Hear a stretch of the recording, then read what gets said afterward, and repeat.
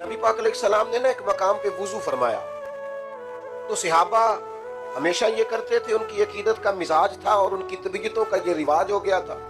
करीम महबूब अलैहिस्सलाम ने ना वुजू फरमाया तो वो हुजूर के जिस्म अतहर से वुजू का जो पानी लगा हुआ था उसको लेके अपने जिस्म पर मलने लगे, अपने चेहरों पर मलने लगे, अपनी आंखों पर मलने लगे, अकीदतों का इजहार करने लगे। अब वो मंजर हुजूर के चूंकि सामने हो रहा था, नबी पाक अलैहिस्सलाम ने उनकी उन मोहब्बत को, कल्बी कैफियत को और उस अंदाजे गुलामाना को देखा तो हुजूर फरमाने लगे, किस चीज ने तुम्हें मजबूर किया इस चीज पर? ये जो तुम मेरे वजूद से लगे हुए वुजू के बचे हुए पानी के कतरे लेकर अपने जिस्मों पर मल रहे हो और इजहार मोहब्बत कर रहे हो, किस चीज ने तुम्हें इस तरफ माइल किया? तो सहाबा अर्ज करने लगे, या रसूल अल्लाह सल्लल्लाहु तआला अलैहि वसल्लम, आपकी मोहब्बत ने हमें माइल किया है, आपकी मोहब्बत ने हमारा ज़ौक़ बनाया है कि आपके वजूद नूर से जो पानी लगा है वो बड़ा कीमती है, बड़ा मुतबर्रिक है, तो हम उसे हासिल करना चाहते हैं उसूल बरकत के लिए। तो उन्होंने तो एक भरपूर इजहार मोहब्बत किया था ना, नहीं एक पूरा जज्बे का इजहार किया था, लेकिन वहीं उस मोहब्बत पर जो हुजूर का मुतालबा है और उस मोहब्बत पर जो रसूल पाक अलैहिस्सलाम तामीर करना चाहते हैं उसको नबी पाक ने फौरन बयान किया। हुजूर फरमाने लगे, तुम में से जो चाहता है रब रसूल से मोहब्बत करे और तुम में से जो चाहता है कि अल्लाह रसूल भी उससे मोहब्बत करे तो वो 3 काम करे। या रसूल अल्लाह सल्लल्लाहु अलैहि वसल्लम कौन कौन से? तो दोस्तों आज की इस महफिल से ये पैगाम आपने जरूर लेके जाना है। हुजूर फरमाने लगे, तुम तो मेरे वजूद से जिसमें नूर से लगा हुआ पानी लेकर जिस्मों पे मल रहे, ये इजहार मोहब्बत है, लेकिन अगर तुम चाहते हो कि तुम अल्लाह रसूल से मोहब्बत करो या अल्लाह रसूल तुमसे मोहब्बत करे, 3 काम करो या रसूलल्लाह फरमाइए। तो करीम फरमाने लगे, एक तो जब भी बात करो सच बोलो, और एक जब तुम्हारे पास अमानत रखी जाए तो सही सही करके वापस करो, और तीसरा हुजूर फरमाने लगे, जो तुम्हारे साथ वाले हैं या जो तुम्हारे पड़ोसी हैं उनसे अच्छा सलूक करो, ये अलामत होगी तुम्हारी कि तुम अल्लाह रसूल से मोहब्बत करते हो और अल्लाह रसूल तुमसे मोहब्बत करते हैं। ये मिशकात में मौजूद। यानी हम तो इजहार मोहब्बत कर रहे हैं अपने अंदाज में, लेकिन जो मुतालबा नबी पाक का हमसे है ना कि अगर तुम मोहब्बत करते हो तो फिर हुजूर से मोहब्बत करने वाला झूठा नहीं होता, फिर हुजूर से मोहब्बत करने वाला बददियानत नहीं होता, फिर नबी पाक से मोहब्बत करे और अपने पड़ोसी को तकलीफ दे, फिर हुजूर से मोहब्बत करे और उसके साथ रहने वाले उससे तंग हो, वो हुजूर से मोहब्बत करे और उसके इर्द गिर्द वाले उससे परेशान हो, उसकी गुफ्तगू, उसका लहजा, उसका आना जाना लोगों के लिए अज़ियत का बायस हो। आज झूठ सारा निकाल जाना अपनी जिंदगी से, बददियानती और खयानत निकाल देना अपनी जिंदगी से, वो जो ईज़ा पहुंचती है हमारे सबब से दूसरों को, उससे अपने आप को रोक लेना। इसलिए कि रसूल पाक ने फरमाया, तुम्हारी मोहब्बत का अमली तकाजा ये है कि तुम सच बोलो, तुम दयानतदार रहो, तुम्हारा मिजाज तकलीफ वाला ना हो, मोहब्बत वाला हो। अजीज दोस्तों, आपने अपनी जिंदगी में इस अमली मुजाहिरे की तरफ तवज्जो करनी। और फिर मैं आपसे अर्ज करूं, एक तो ये है ना कि हम हुजूर का हुक्म माने, और उलमा ने लिखा है ताज़ीम व तौकीर के अंदर एक माना ये भी है कि महबूब का हर फरमान भी मानो और हुजूर की रजा को समझो कि करीम की मर्जी क्या है। मर्जी क्या है पता है आपको? सबसे कीमती बेटा कौन सा होता है? जो अपने वालिदैन की मर्जी समझ जाए। मर्जी। वो सबसे कीमती शागिर्द कौन सा होता है? जो जरा अपने उस्ताद की मर्जी समझ जाए। एक दानिशवर ने लिखा है कि बच्चा अगर माँ बाप की मर्जी समझ जाए ना तो फिर जितनी चाहे दुआएं ले, फिर फैसले बच्चे के ही होंगे पर उसका हुक्म वालिदैन देंगे, वो नाफिज वालिदैन करेंगे अगर वो मर्जी पा गया। और अगर वो उस्ताद की मर्जी पा गया, उनकी मर्जी के मुताबिक ढल गया, तो फिर उसे उस्ताद से कहना नहीं पड़ेगा मुझे सबक पढ़ाओ। उस्ताद का दिल करेगा कि मेरे सीने में जो कुछ है मैं इसके सीने में रख दूं। और अगर वो अपने शेख की मर्जी पा गया, अपने मुर्शिद गरामी की मर्जी पा गया और उसे समझ आ गई किस बात में राजी रहते हैं, तो फिर तो फैजान के वो चश्मे उसे मिलेंगे कि सोचेगा भी नहीं। اور انہوں نے لکھا ہے جو خاتون چاہتی ہے نا کہ اپنے گھر پہ راج کروں تو وہ کوئی اور طریقہ نہ اختیار کرے، وہ یہ دیکھے کہ اس کا خاوند کس بات میں راضی رہتا ہے۔ وہ اگر اسے راضی رکھنے میں کامیاب ہے تو اپنے گھر پہ راج کرے گی۔ جڑیاں خسماں دی وچ رضا وسن پاک جاگ جاندے انہاں گولیاں دے، اگر وہ سمجھ جائے جو انسان چاہتا ہے بلا مثال و بلا تشبیہ کہ دنیا اور آخرت میں وہ راحت کے ساتھ جیے، اوزار پکڑے، کدال پکڑا، وہ اونچا مکان گرا دیا، لوگوں نے پوچھا یہ کیا کر رہے ہو؟ کہنے لگے اس گھر کا کیا کرنا ہے جو محبوب کوئی پسند نہ آئے، کیا کرنا ان مکانات کا جو حضور کوئی پسند نہ آئے، گرا دیا۔ اب وہ آج کل کی طرح کا کوئی خادم ہوتا تو وہ جا کے بتاتا دیکھو جی آپ کو پسند نہیں آیا تو میں نے گرا دیا ہے۔ گرا کے نہ تو بتانے نہیں گئے حضور کو، وہ گرا دیا تو گرا دیا، بتانے نہیں گئے، وہاں جا کے اپنے آپ کو پیش نہیں کیا۔ وہ کوئی بارگاہ ایسی ہے کہ جہاں جا کے بتانا پڑے، وہ کوئی جگہ ایسی ہے کہ جہاں جا کے بتانا پڑے۔ لباں تے موراں لگیاں بولن دی جاچ ہی بھول گئی، اتھے زباناں تائیں کھولن دی جاچ بھول گئی، جا کے مدینے اتھرو میرے سوال بن گئے۔ کو بولنے کی جگہ ہے جہاں بندہ بول سکے، بات کر سکے، کوئی کلام نہیں، گرا دیا۔ حضور کچھ دنوں کے بعد وہاں سے گزرے، کچھ دنوں کے بعد، اور لوگوں سے پوچھا کہ یہاں تو بڑا بلند مکان تھا فلاں آدمی کا، اب وہ کہاں گیا؟ تو غلاموں نے عرض کی حضور آپ گزرے تھے نا، آپ کو پسند نہیں نہ آیا، پھر وہ آپ کی خدمت میں گئے تو محسوس کر رہا ہے کہ کریم کو نہیں اچھا لگا، قربان جائے۔ حضور سید عالم نے وہیں کھڑے کھڑے ہاتھ اٹھائے، کہا اے اللہ اس پر رحمت فرما، اے اللہ اس غلام پر رحمت فرما، اے اللہ اس پر کرم فرما۔ او سنگیو، اس رنگ کو سمجھتے ہو کہ وہ موجود ہی نہیں ہے، وہ وہاں سامنے موجود ہی نہیں ہے جن کے لیے دعا ہو رہی ہے، اور دعا کون کر رہا ہے؟ اجابت کا جوڑا، عنایت کا صحرا دلہن بن کے نکلی دعائے محمد، اور اجابت نے جھک کر گلے سے لگایا بڑی ناز سے جب دعائے محمد، کیونکہ خدا کی رضا چاہتے ہیں دو عالم، خدا چاہتا ہے رضائے محمد صلی اللہ علیہ وسلم۔ اگر چاہتے ہو نا یہ والی دعائیں ملے رسول پاک، یہ والا کرم نصیب ہو، تو پھر سمجھ جاؤ رب رسول کی مرضی کیا ہے، پھر غور کرو کہ حضور پسند کیا کرتے ہیں، پھر اس پر توجہ کرو کہ وہ چاہتے کیا ہے اپنے غلاموں سے، وہ کس طرح کا اپنے غلام کو سجا ہوا، سنورا ہوا، نکھرا ہوا دیکھنا چاہتے ہیں۔ زندگیاں ہماری بیت جاتی ہیں لوگوں کو راضی کرنے میں۔ آپ یقین کریں میں نے وہ لوگ دیکھے ہیں جو ذہنی طور پر تھک گئے، جو لوگوں کو مطمئن کرنے میں اتنا زیادہ بولے کہ وہ ان کا ذہن، وہ یادداشت کھو بیٹھا کہ میں نے کل کیا کہا تھا اور آج میں کیا کہہ رہا ہوں۔ صرف عوامی سطح پر اپنے آپ کو کلیئر کرتے کرتے اتنی دور نکل گئے کہ ذاتی زندگی کوئی نہ بچی، اپنا کچھ بچا ہی نہیں۔ دوستو چھوڑو، ادھر کی دنیا راضی کی تو ادھر کی ناراض ہو گئی، اس طرف کے لوگوں کو خوش کیا تو دوسری جانب کے بگڑ گئے۔ اپنے محبوب کی رضا تلاش کرو، اپنے نبی پاک علیہ السلام کی مرضی پہ چلنا سیکھو۔ ہمارے دنیا میں سب سے بڑے، دنیا اور آخرت میں کوئی خیر خواہ ہیں تو وہ مدینے والے محبوب ہیں۔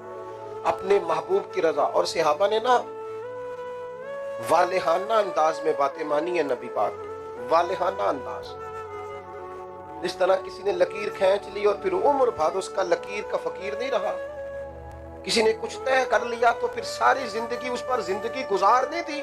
حضرت حکیم بن حزام رضی اللہ تعالیٰ عنہ کہتے ہیں میں حضور کی بارگاہ میں تھا تو حضور نے مجھ سے ایک وعدہ لیا، فرمایا کسی کے سامنے اپنے ہاتھ نہ پھیلانا، کبھی کسی بندے کے سامنے کشکول طلب دراز نہ کرنا۔ اور دوستو سنو، دنیا دار کچھ بھی نہیں دیتے، سیٹھ نواب، امیر رشتہ دار، امیر دوست اب کچھ بھی نہیں دیتے، بلکہ ہم نہ کہہ کر، گزارش کر کے اپنے لفظوں کا بھرم خراب کرتے ہیں۔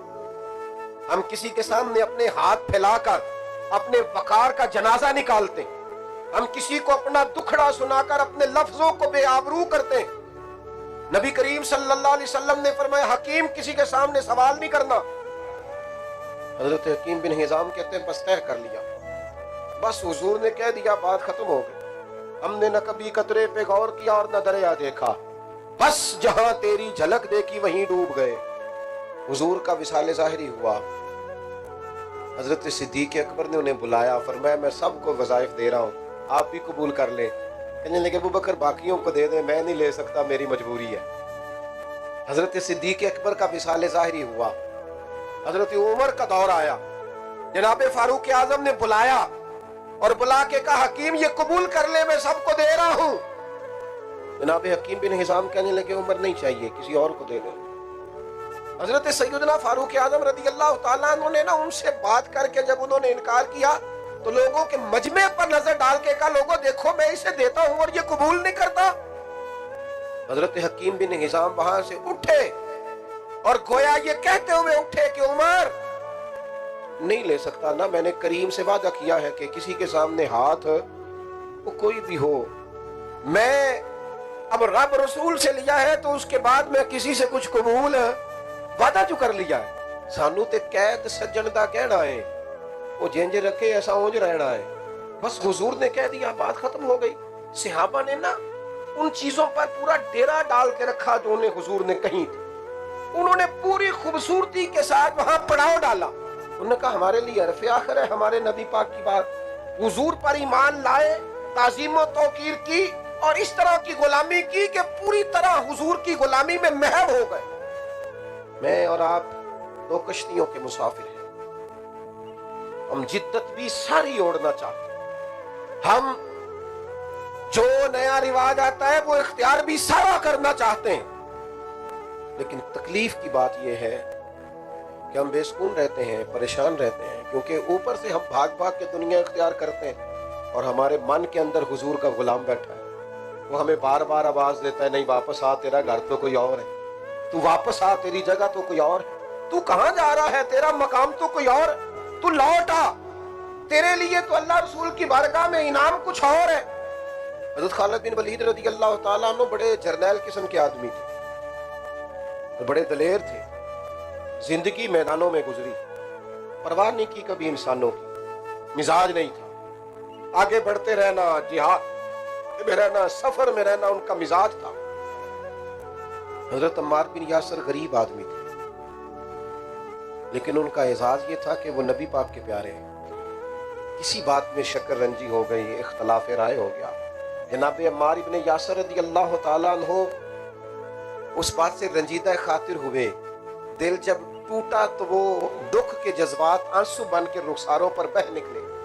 हुजूर की बारगाह में पैगाम गया, उन्हें महबूब की बारगाह में पेश होके मौका मिला अपनी बात अर्ज करने का। हुजूर ने नहीं कहा हजरत खालिद बिन वलीद से कि आप इनको राजी करें, आप इनसे बात करें। अव्वल तो सहाबा में कभी कोई अदावतें होती नहीं, रंजिशें होती नहीं, अदावतें तो रहती नहीं और रंजिशें भी नहीं होती, और कभी हों भी ना सिर्फ इसलिए होती हैं कि हमें सुलह के तरीके समझ में आ जाए, हमें पता चल जाए कि राय के इख्तलाफ के बावजूद भी खुलूस कैसे होता है। हजरत सैयदना खालिद बिन वलीद को हुजूर ने ये नहीं फरमाया इन्हें राजी करो, बल्कि हुजूर ने इतनी बात कही, ये गुलाम के लिए ना इशारा भी बड़ा काफी होता है। हजरत बायज़ीद बुस्तामी फरमाया करते थे, अपने मुरीदों को, शागिर्दों को फरमाते थे, जिसने हमारी चुप से कुछ नहीं सीखा वो हमारी तकरीर से क्या सीखेगा, जिसने हमारे खामोश रहने से हमारी मर्जी को नहीं पाया वो हमारी गुफ्तगू से क्या पाएगा। तू पा ही नहीं सका, बात को समझ ही नहीं सका। हुजूर ने हजरत सैयदना खालिद बिन वलीद को ये नहीं फरमाया अम्मार को राजी करें, बल्कि महबूब ने मुतलक कहा, फरमाया जिसने अम्मार से मोहब्बत की उसने मुझसे मोहब्बत की, और जिसने इससे बुग़्ज़ रखा उसने मुझसे बुग़्ज़ रखा। बस एक बात मुतलक कर दी और करके बात छोड़ दी। जनाब खालिद बिन वलीद जैसा जर्नैल, एक बहादुर आदमी, एक सिपहसालार जो मैदान जंग के अंदर एक यूनिवर्सिटी का दर्जा रखते हैं, जिनसे कयामत तक लोग सीखेंगे, पाएंगे, परखेंगे, इतना बड़ा आदमी, दो जुमले नबी पाक के कि जिसने इससे प्यार किया उसने मुझसे प्यार किया, बस इन दो जुमलों में वो जर्नैल घोड़े की पूंछ से यकदम जमीन पे आए। जनाब अम्मार इब्ने यासर को राजी करने लगे और कहने लगे अम्मार शायद ये काम मैं कभी न करता, लेकिन जब से तू करीम का प्यारा बना है ना, میرے لیے تیری رضا سے بڑھ کر اور کوئی چیز ہے ہی نہیں، تو کسی طریقے سے راضی ہو جائے تاکہ مجھ سے میرے محبوب راضی ہو جائے، وہ راہ میرے لیے آسان ہو جائے جس رستے سے میں حضور کی بارگاہ تک جاؤں۔ دوستو، اپنی زندگی میں جب تک یہ انفرادی انقلاب ہم برپا نہیں کرتے، دیکھو حضور ایک دین لے کے آئے ہیں، ایک نظریہ لے کے آئے ہیں، اس کے لیے صحابہ کو جدوجہد کرنی پڑی ہے، ان کے گھروں کے اندر ان کی مخالفت ہوئی ہے، ان کے قبیلوں نے ان سے تعلق توڑا ہے، ان کو کاروباروں میں تجارتوں میں لوگوں نے ان سے کام کرنا چھوڑ دیا، خسارہ ہوا ہے، لیکن ایک انقلاب ہے نا، ایک سوچ ہے، اگر وہ بس ٹھیک ہے روٹین میں سارا کچھ چل رہا ہے جس طرح سارے چل رہے ہیں تو انہیں کوئی بھی تکلیف نہ ہوتی، لیکن انہیں ڈھیر سارا رد عمل دیکھنا پڑا ہے، مخالفت سہنی پڑی ہے، کیونکہ وہ ایک الگ بات کر رہے تھے، ایک انوکھی بات کر رہے تھے، انہوں نے عملاً اپنی زندگی میں انقلاب برپا کر کے دکھایا، اگرچہ شدید انہیں طوفانوں کا سامنا کرنا پڑا۔ ایک حضور کی صحابیاں ہیں، ان کا بھائی انتقال کر گیا، 3 دن ہو گئے ان کے انتقال کو۔ اب ظاہر ہے کسی کے گھر میں کسی کا انتقال ہو جائے تو ہمارے ہاں کتنے ہفتوں لوگ آتے جاتے رہتے ہیں اور کیا ماحول بن جاتا ہے، بلکہ لوگوں کی چاہت ہوتی ہے کہ فلانا رویا ہی نہیں، وہ دیکھو جی اسے تو افسوس ہی کوئی نہیں، دیکھو جی فلاں آدمی وہ تو اس کو چہرے سے لگ رہا تھا اسے پرواہ ہی کوئی نہیں، لوگ اپنے اپنے رنگ میں گفتگو کرنی شروع کر دیتے ہیں۔ صحابیاں ہیں اور سگے بھائی کا انتقال ہو گیا، نبی پاک علیہ السلام نے فرمایا کسی کا کوئی بھی انتقال کر جائے تو 3 دن سے زیادہ سوگ نہیں کرنا، سوائے اس خاتون کے جس کا خاوند انتقال کر جائے وہ عدت پوری کرے۔ اب وہ خاتون کہتی ہیں چونکہ حضور کا حکم تھا 3 دن سے زیادہ سوگ نہیں کرنا، تو لہذا 3 دن گزرے، میں نے اٹھ کے لباس بدلا، غسل کیا، خوشبو لگائی، لوگوں نے باتیں کی، بعض لوگوں کی نظریں بھی اٹھی، انہوں نے کہا حد ہو گئی ہے، بعض خواتین کی نظریں بھی اٹھی، کمال ہے، بھی 3 دن ہوئے بھائی کا انتقال ہوا۔ تو وہ صحابیہ کہنے لگے مجھے کہیں جانا تو نہیں تھا کہ میں خوشبو لگاتی، یا مجھے کوئی مصروفیت تو ایسی نہیں تھی، کہیں عبادت کے لیے تو نہیں جانا، اور نہ مجھے فوراً ضرورت تھی، لیکن یہ سارا کام میں نے اس لیے کیا ہے تاکہ حضور کی شریعت کا وہ حکم پورا ہو جائے کہ 3 دن سے زیادہ کسی کا سوگ نہیں بنا، اس لیے میں نے فوراً یہ عمل کر کے دکھایا ہے کہ کوئی یہ نہ سمجھے کہ میں اس حکم سے پیچھے ہٹ کے بیٹھی ہوئی ہوں۔ تو صحابہ نے عملاً وہ سارے کام کر کے دکھائے۔ آج میلاد کی محفل کوئی بہت بڑا عالم بیان کرے یا میری طرح کوئی چھوٹا آدمی، ہر جگہ آپ کو تقریر میں یہ بات ملے گی کہ حضور علیہ السلام سے پہلے غریبوں کو پوچھا نہیں جاتا تھا، جب محبوب تشریف لے آئے تو غریبوں کی داد رسی ہوئی۔ سچ بتاؤ میلاد منانے والوں، میلاد کے دنوں میں کسی غریب کے گھر لنگر پہنچاتے ہو؟ ہر عالم سے ہر بھائی سے تو سن رہے ہو حضور غریبوں کے والی بن کے آئے، تو پھر میلاد میں کیا یہ ضروری نہ تھا کہ ہمیں پتا تھا کہ ہماری گلی میں یہ آدمی غریب ہے تو اچھا کھانا پکا کے اس کے دروازے تک پہنچا دیا جاتا؟ حضور اس میلاد سے بڑے راضی ہوتے؟ کیا ہر میلاد کی تقریر میں ہم یہ نہیں سنتے کہ بیٹیوں پر ظلم ہوتا تھا، زندہ درگور کر دی جاتی تھی؟ دل پہ ہاتھ رکھ کے بتاؤ نا، آج بھی جہیز کے نام پر بیٹیوں کو درگور نہیں کیا جا رہا؟ آج بھی ایک نیا ظلم، ایک نیا ستم روز ان کے لیے روا نہیں ہے؟ سب سے زیادہ بہترین میلاد اس امیر آدمی نے منایا ہے جس نے اپنے بیٹے کا رشتہ اپنے غریب رشتہ داروں میں طے کر دیا، اور امیر ہو کر غریب بیٹی کو بیاہ کے لایا، اس نے سب سے عظیم میلاد منایا۔ ہم کیوں نہیں اس طرح میلاد مناتے کہ بیٹی کا جتنا بھی حصہ بنتا ہے اسے اس لیے دے دیں کہ رسول پاک نے مقرر فرمایا، اللہ کے قرآن نے مقرر فرمایا؟ حضور کے میلاد سے قبل یہ جہالت تھی، اب تھوڑی ہونی چاہیے کہ بیٹیوں کا حصہ دبا لیا جائے۔ یہ میلاد کیوں نہیں مناتے؟ عورت کو پیر کی جوتی سمجھا جاتا تھا، جب جی چاہتا نکال دیا جاتا۔ میرے محبوب نے عورت کو اعزاز دیا اور فرمایا یہ تو تیرے ایمان کے محفوظ ہونے کا ذریعہ بنی ہے، جس نے نکاح کر لیا ایمان محفوظ کر لیا، اس کو محبوب نے اعزاز دیا۔ اور حضور نے بار بار تاکید کی کہ عورتوں کے بارے میں اللہ سے ڈرنا۔ تو اللہ کرے نا کچھ میلاد اس طرح کا بھی منائے ہم کہ 12 ربیع الاول کے بعد اپنا رویہ نرم کریں اہل خانہ کے ہاتھ، اور وہ جو حضور نے فرمایا تم میں سے بہتر وہ ہے جو اپنے گھر والوں کے لیے بہتر ہے، اس کی عملی صورت پیش کرے۔ غلاموں کے ساتھ ظلم ہوتا تھا، محبوب آئے، غلاموں کو اعزاز ملنے لگا۔ کتنی مشکل میں ہیں آج ملازمین مختلف لوگوں کے۔ اللہ کرے میلاد کی خوشی میں ہی ان کے ساتھ رویہ ٹھیک کر لیا جائے، ان کے لیے تھوڑے اپنے دلوں میں گنجائش پیدا کر لی جائے۔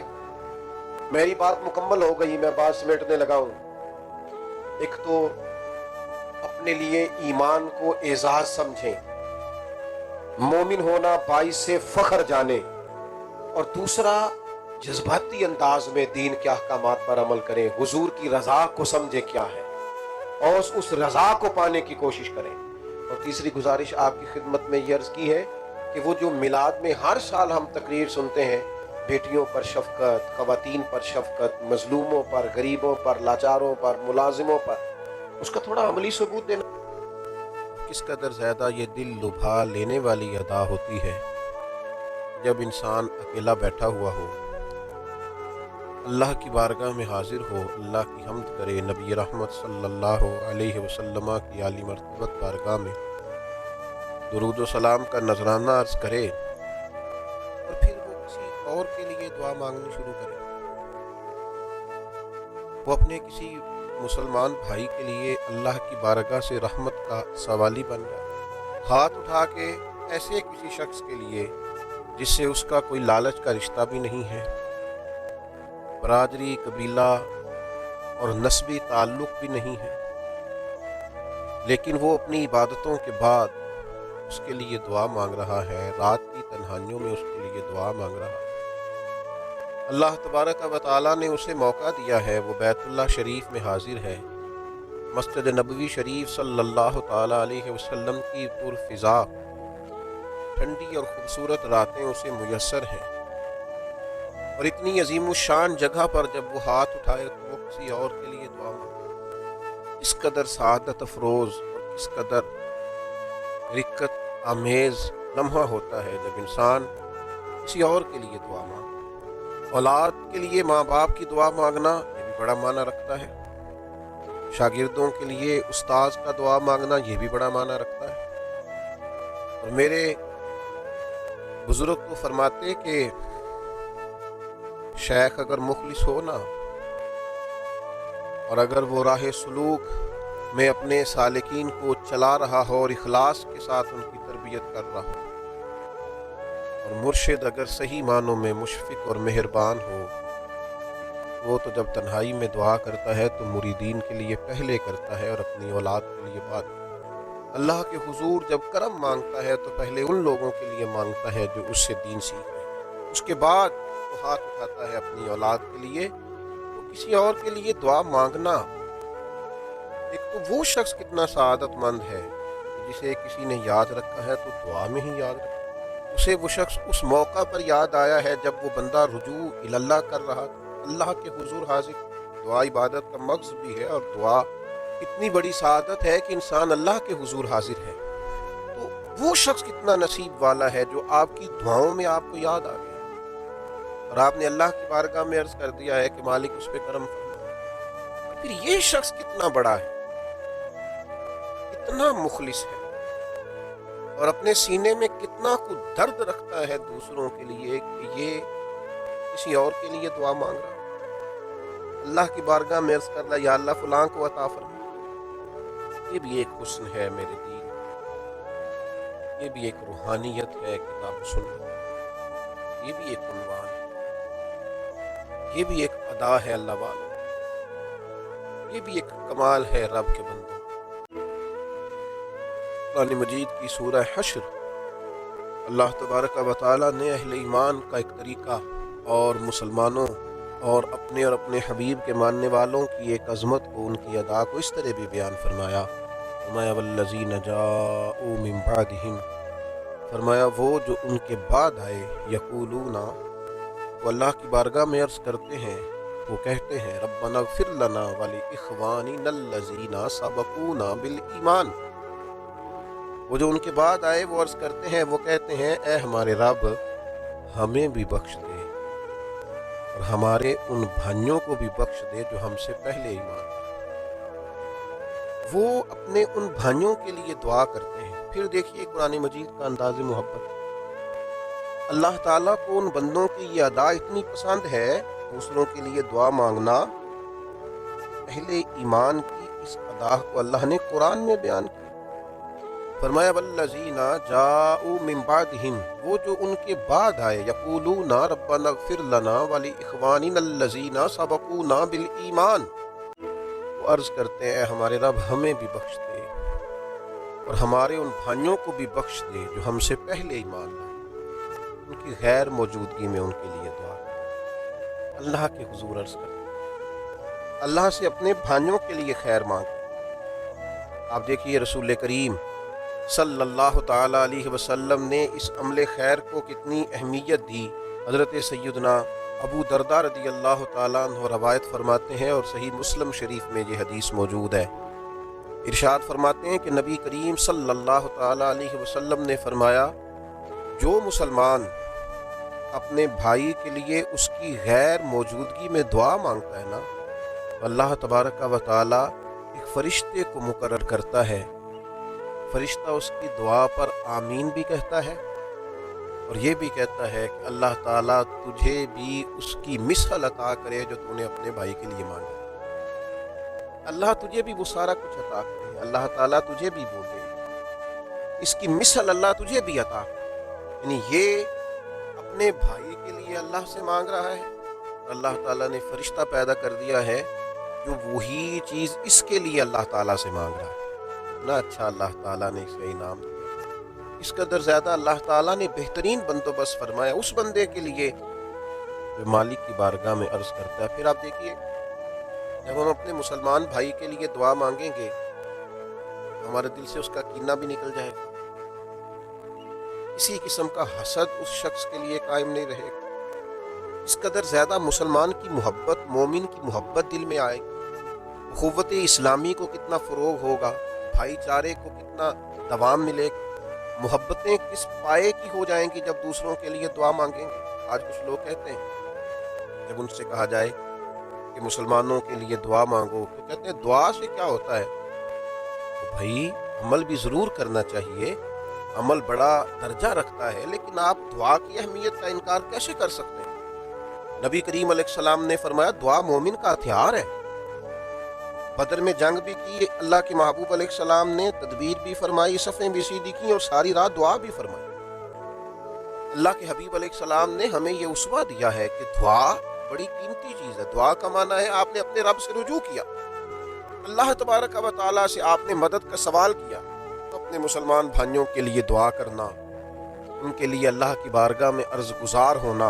حضرت سیدنا عمران بن حسین رضی اللہ تعالیٰ عنہ روایت کرتے ہیں اور یہ روایت بھی مسند میں موجود ہے، نبی پاک علیہ السلام نے فرمایا بھائی کے لیے اس کی غیر موجودگی میں جو دعا مانگی جاتی ہے کبھی رد نہیں ہوتی، اللہ تعالیٰ اسے قبول فرما لیتا۔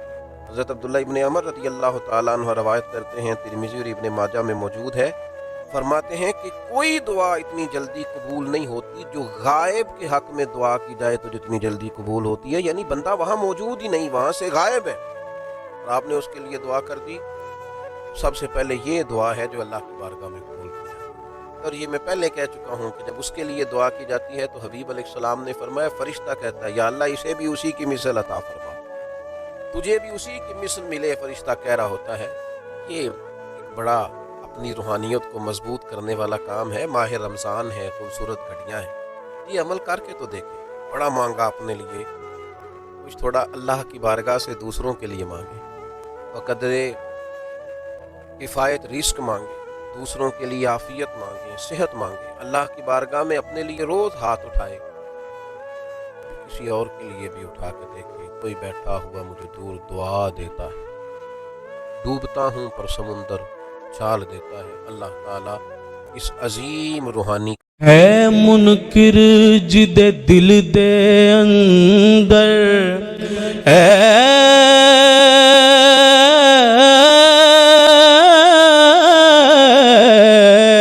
ہے منکر جدے دل دے اندر نہیں عشق صدیق ولی دا ہے منکر جد دل دے اندر نہیں عشق صدیق ولی دا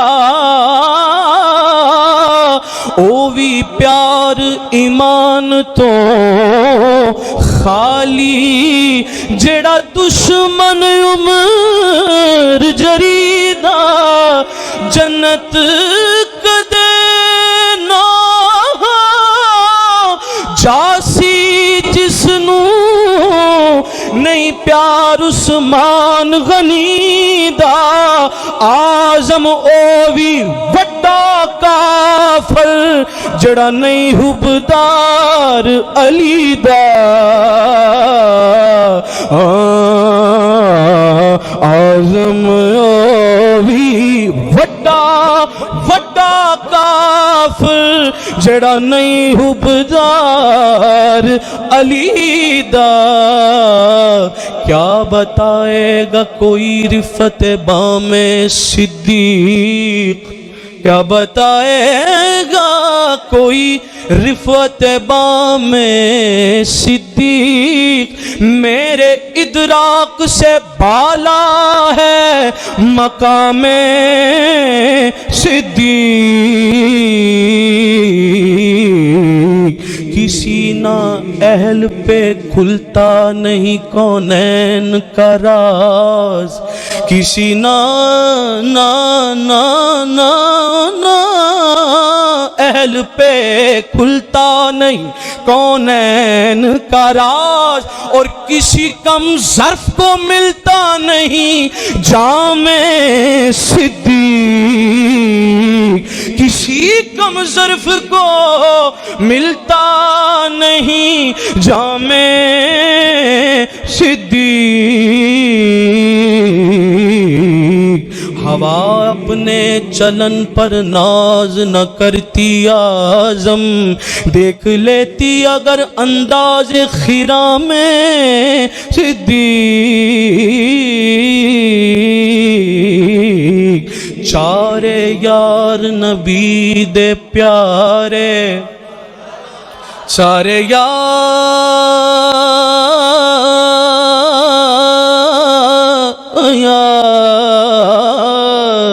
نبی دے پیارے کوئی دسے نہ چاراں ورگا کسے دھرتی نہ پیدا کیتا کوئی اینا یاراں ورگا نہ کوئی ہویا نہ کوئی ہو سی اینا جان نثاراں ورگا اعظم شان صدیق کی پوچھنے ایکو یار ہزاراں ورگا اعظم شان صدیق کی پوچھنے ایکو یار ہزاراں ورگا